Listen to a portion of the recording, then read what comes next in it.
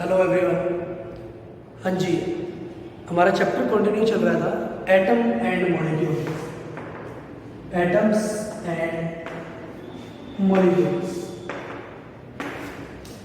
Last time हमने इसमें किया था कि एटम्स क्या होते हैं। तो अलग अलग फिलोसफर्स थे जिन्होंने अपनी थ्योरी दी थी कि जो एटम्स होते हैं वो एक स्मॉलेस्ट पार्टिकल होते हैं जिनको हम फर्दर डिवाइड नहीं कर सकते, या फिर जो इनडिविजिबल होते हैं। ठीक है, तो डाल्टन एक हमारे साइंटिस्ट हुए हैं, तो उन्होंने एटॉमिक थ्योरी दी। उन्होंने कुछ पोस्टुलेट्स दिए एटम्स के बिहाफ पर, जिसको हम बोलते हैं Dalton's atomic theory. Dalton's atomic theory.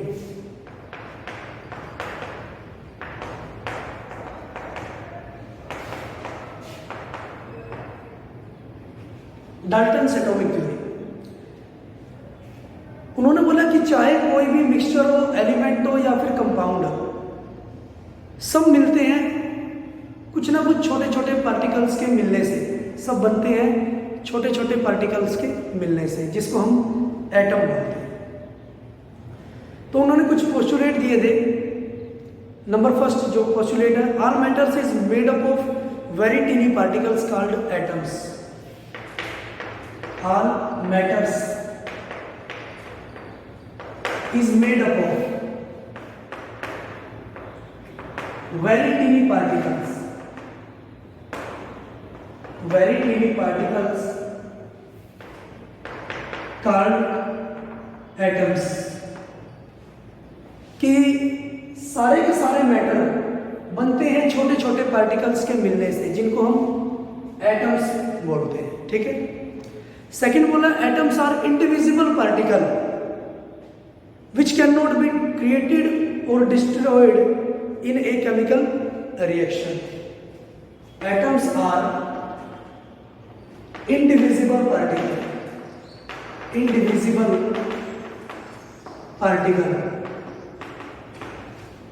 Which can not be created, which cannot be created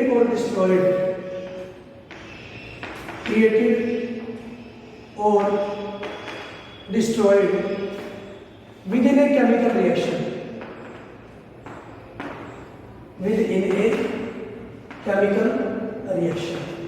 कि एक केमिकल रिएक्शन के दौरान भी हम ना तो इसको क्रिएट कर सकते हैं, बना सकते हैं, और ना ही डिस्ट्रॉय कर सकते हैं। ये इंडिविजिबल होंगे, ये डिवाइड नहीं होंगे। हाँ जी। थर्ड उसने बोला, atom of a given element are identical in mass and chemical properties. Atoms of a given element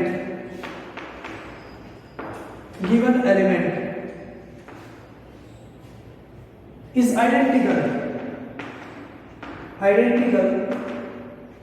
in mass and chemical properties.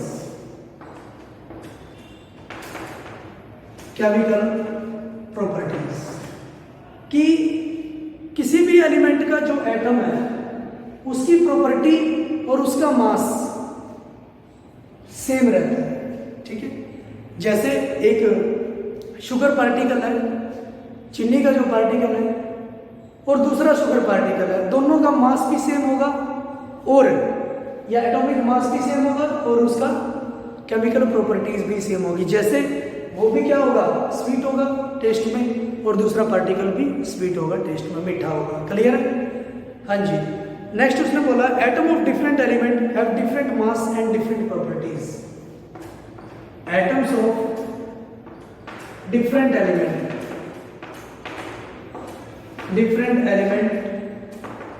Have different mass and chemical properties।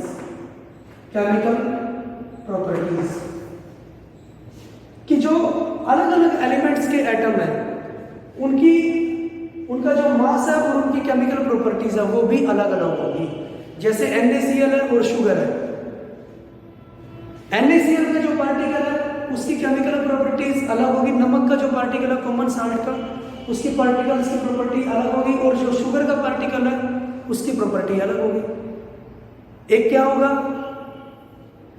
एक थोड़ा सा खट्टा होगा और दूसरा मीठा होगा, ठीक है। मतलब हर एक एलिमेंट है तो उनके हर एक एटम्स की प्रॉपर्टीज क्या होगी, अलग अलग होती है, ठीक है। फिर नेक्स्ट उसने बोला atoms combine in the ratio whole number to form compound, कि जो एटम है वो एक फिक्स रेशियो में कंबाइन होते हैं, ठीक है, जिसको हम बोलते हैं, और कंबाइन होकर वो बना देते हैं कंपाउंड।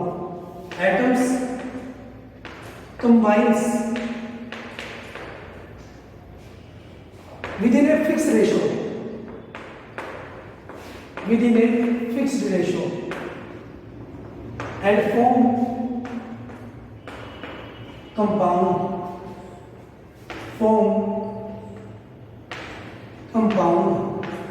ठीक है, कि जो एटम है वो फिक्स रेशियो में ही क्या करते हैं, कंबाइन होते हैं, और फिक्स रेशियो में कंबाइन होकर ही कंपाउंड बनाते हैं। जैसे बात हमने की थी लास्ट टाइम, H2O है, इसमें हाइड्रोजन और ऑक्सीजन की रेशियो 1:8 होगा, तब जाकर कंपाउंड बनेगा या तब जाकर H2O मॉलिक्यूल बनेगा, ठीक है।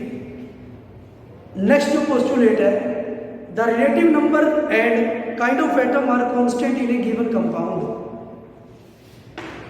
The relative number and kinds of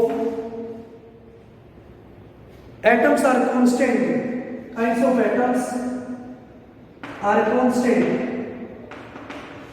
in a compound, clear है?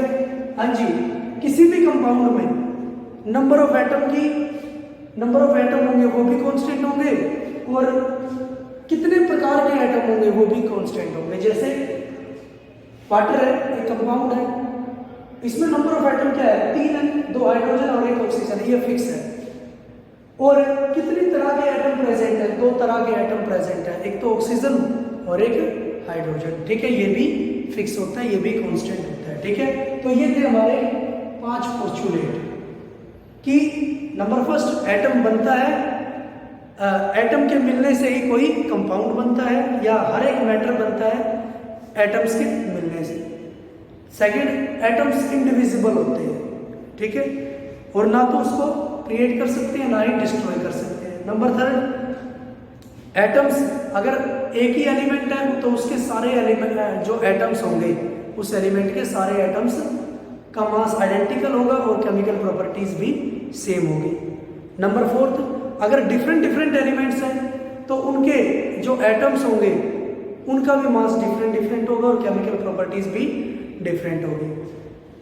तो नेक्स्ट फोर्थ उसने बोला कि जो एटम्स है वो कंबाइन होते हैं फिक्स रेशियो में और फिर कंपाउंड बनाते हैं।